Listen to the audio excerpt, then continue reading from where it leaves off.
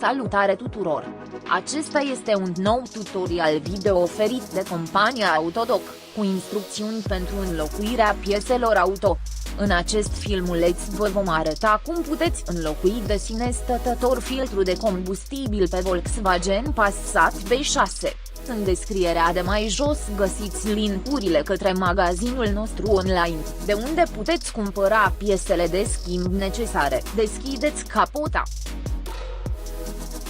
Folosiți o cheie Torx Knot 20. Slăbiți șuruburile de fixare ale capacului filtrului.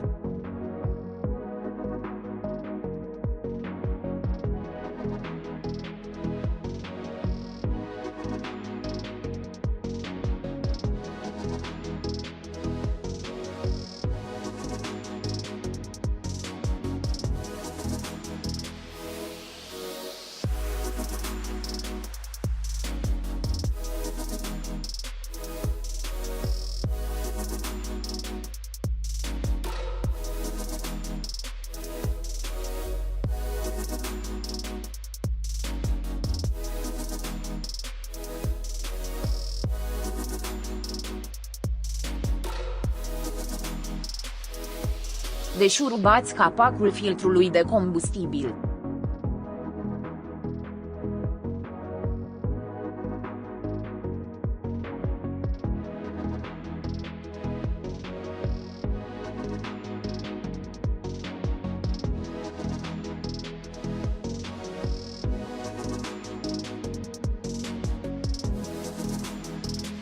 Îndepărtați filtrul de combustibil.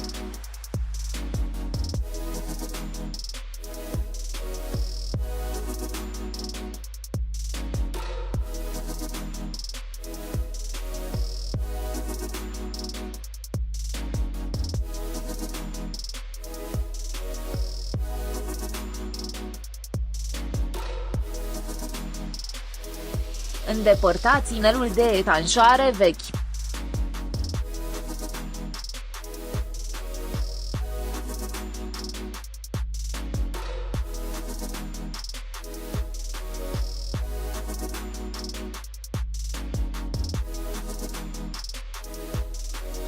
Instalați noile inele de etanșare ale elementului de filtrare.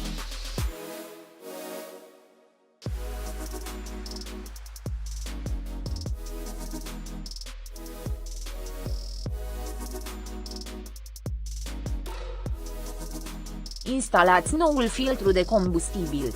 Notă: este important să nu confundați niciodată laturile filtrului. Săgețile de pe filtru indică direcția de curgere a combustibilului. Montați și strângeți capacul carcasei filtrului de combustibil. Folosiți o cheie Torx Knot 20.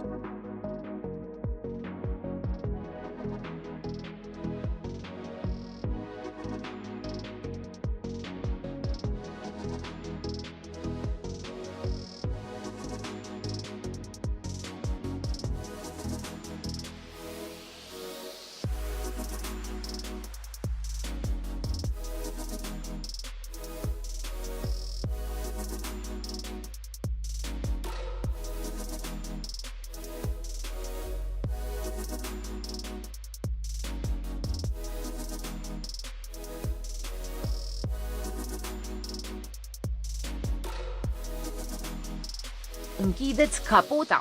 Înainte de pornire, asigurați-vă că ați drenat sistemul de alimentare, pentru a preveni infiltrarea accidentală a aerului.